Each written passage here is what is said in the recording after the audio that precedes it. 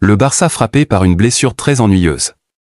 Les hommes de Hansi Flick se sont imposés sur le plus petit des scores, 0-1, ce samedi face à Leganés.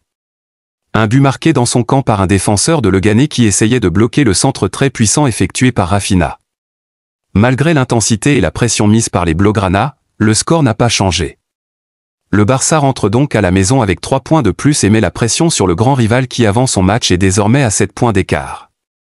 Mais si cette victoire est synonyme de joie, un autre événement malheureux a entaché la fin de match des Barcelonais. La blessure de Alejandro Balde. Du côté du Barça, l'inquiétude est de mise après le match face à Leganés. Une blessure très ennuyeuse est sans doute survenue alors que les matchs très importants vont s'enchaîner. Malgré une victoire précieuse 1-0 face à Leganés, le Barça a vu son succès entaché par une mauvaise nouvelle, la blessure d'Alejandro Balde. Le jeune latéral gauche a dû quitter le terrain à la 40e minute après avoir ressenti une douleur musculaire, possiblement à l'ischio-jambier. Un coup dur pour le joueur, et pour le club, qui entre dans une période cruciale de la saison. Sur l'action en question, aucun geste violent ou mauvaise réception n'a été observé, ce qui laisse supposer une lésion musculaire typique. Balde a immédiatement demandé le changement, remplacé par Gérard Martin. S'il s'agit bien d'un problème musculaire, on peut redouter une indisponibilité de 2 à 3 semaines, un timing très malvenu pour le Barça. Balde n'est pas très bien. Je ne veux rien dire, on verra demain, a d'ailleurs commenté Hansi Flick après la rencontre. Pourquoi cette blessure inquiète-t-elle autant? Tout simplement parce que la finale de la Coupe du Roi, prévue le 26 avril, approche à grands pas. Et Balde, en pleine forme ces dernières semaines, était pressenti comme titulaire. Pour l'instant, l'entourage du joueur reste prudent selon Sport, des examens médicaux sont programmés pour ce dimanche afin de déterminer la gravité exacte. Mais le ton est déjà à la préoccupation. Pour Hansi Flick, le timing est délicat. Bien que la qualification pour la suite de la Ligue des Champions semble en bonne voie, le calendrier s'intensifie et chaque absence compte. D'autant plus que l'infirmerie du Barça est déjà bien remplie avec Ter Stegen, Bernal, Casado et Olmo. Cette nouvelle blessure vient donc compliquer davantage les choix du coach Blaugrana. Le Barça veut rapatrier un latéral marocain. Dans le cadre du renforcement de son effectif, le club catalan a opté pour un international marocain passé par la Masia. Le club catalan a toujours été reconnu pour sa capacité à former les jeunes joueurs. Actuellement en pleine forme sous les ordres d'Hansi Flick, le Barça est aujourd'hui vu comme l'un des clubs les plus prolifiques et redoutables au niveau du football mondial, avec des performances remarquées dans tous les championnats confondus. En effet, malgré ses potentialités, l'une des choses auxquelles le club a toujours été lié, c'est la recherche de nouvelles pépites pour apporter encore plus lors des matchs. D'où, en ce moment, il a envisagé de renforcer certains postes clés pour la saison prochaine. Et parmi tant de pistes, le club a tourné son regard vers l'une de ses anciennes pépites. Passé par les rangs du Barça entre 2019 et 2022, Asnou avait choisi de poursuivre son développement en Allemagne. Après quelques apparitions en Bundesliga et en Ligue des Champions, il s'est vu offrir un temps de jeu régulier à Valladolid sous la forme d'un prêt. Malgré son jeune âge, il compte déjà 3 sélections avec le Maroc et semble promis à un avenir radieux. Le Bayern, cependant, ne serait pas prêt à le laisser partir, souhaitant le voir remplacer Alphonso Davies en instance de départ. Reste à savoir si le Barça parviendra à convaincre le club allemand de laisser filer sa pépite. Le possible retour d'Adam Asnou illustre une tendance assez forte, la volonté du Barça de miser de nouveau sur les talents issus de son centre de formation. Avec des recrues comme Lamine Yamal, Fermin Lopez ou encore Pau Cubarsí qui s'imposent progressivement dans l'équipe première, le Barça confirme sa stratégie basée sur la jeunesse et la continuité.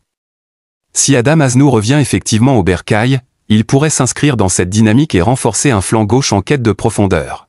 Le Barça reçoit une offre ahurissante pour Lamine Yamal. Fier de sa pépite Lamine Yamal, le FC Barcelone s'empressera de prolonger son contrat à sa majorité en juillet prochain. D'autant que l'Arabie Saoudite tourne autour de l'ailier espagnol avec des montants complètement fous. À seulement 17 ans, Lamine Yamal est déjà considéré comme un potentiel ballon d'or. C'est dire la précocité de l'ailier du FC Barcelone.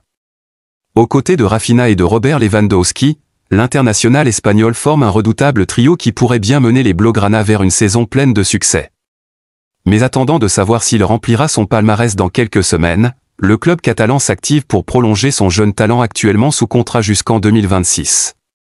Sauf rebondissement, Lamine Yamal devrait se réengager pour 4 années supplémentaires à sa majorité en juillet prochain. Le Barça attend ce moment avec impatience. L'objectif, outre la revalorisation salariale logiquement offerte aux joueurs, consiste à fixer une clause libératoire à 1 milliard d'euros. Cette option permettrait de calmer l'Arabie Saoudite qui, selon le site de Carpeta Blaugrana, a fait de Lamine Yamal sa nouvelle priorité après l'échec pour le Merengue Vinicius Junior. D'après la source, les Saoudiens tentent de convaincre le FC Barcelone avec une offre à 400 millions d'euros. Il s'agirait évidemment du plus gros transfert de l'histoire, loin devant les 222 millions d'euros récoltés pour Neymar. Yamal refuse un pont d'or. De son côté, Lamine Yamal a l'opportunité de multiplier son salaire par 10. Mais pour le Barça comme pour son phénomène, c'est un refus catégorique. Même si la proposition réglerait tous les soucis financiers, le club catalan refuse de vendre le pilier de son projet qui rêve de remporter des titres avec son club formateur. Peu importe les sommes proposées, l'argent de l'Arabie Saoudite ne devrait pas changer la situation. Cette tentative montre néanmoins au Barça qu'il a tout intérêt à prolonger son pur produit le plus vite possible. Après l'avoir laissé sur les bancs se reposer comme il l'avait prévenu, Hansi Flick compte donner une mission spéciale à Dani Olmo. Les plans de Flick pour Dani Olmo. Le technicien du Barça Hansi Flick prépare avec prudence le retour de son milieu de terrain, toujours en convalescence et a un plan pour sa reprise. Dani Olmo entrevoit enfin la lumière après plusieurs semaines d'arrêt. Touché à l'adducteur droit lors du match face à Osasuna le 27 mars dernier, le joueur catalan avait été annoncé forfait pour environ 3 semaines. Cette période touche désormais à sa fin, et les nouvelles sont plutôt rassurantes. Même s'il n'a pas fait partie du groupe pour le déplacement à Leganés, Olmo a repris l'entraînement collectif avec ses coéquipiers et enchaîne les séances sans souci particulier. Cette étape importante dans sa rééducation montre qu'il retrouve peu à peu ses sensations. Le staff médical suit la situation de près, et les retours sont bons, aussi bien sur le plan physique que mental. L'encadrement du club, de son côté, prépare déjà son retour en compétition avec précaution, histoire d'éviter toute rechute. Hansi Flick et son staff ont une idée bien précise en tête, celui de faire revenir Dani Olmo progressivement, sans brûler les étapes. Le match retour de la demi-finale de Ligue des Champions contre le Borussia Dortmund, prévu lundi prochain, pourrait être le moment idéal. Grâce au large succès 4-0 obtenu à l'aller, le Barça se retrouve dans une position confortable, ce qui permettrait d'offrir quelques minutes de jeu à Olmo en deuxième période. Un bon moyen de lui redonner du rythme sans lui mettre trop de pression. Le club est bien conscient de la fragilité physique du joueur cette saison, et tout est mis en œuvre pour que ce retour se fasse en douceur, dans les meilleures conditions possibles.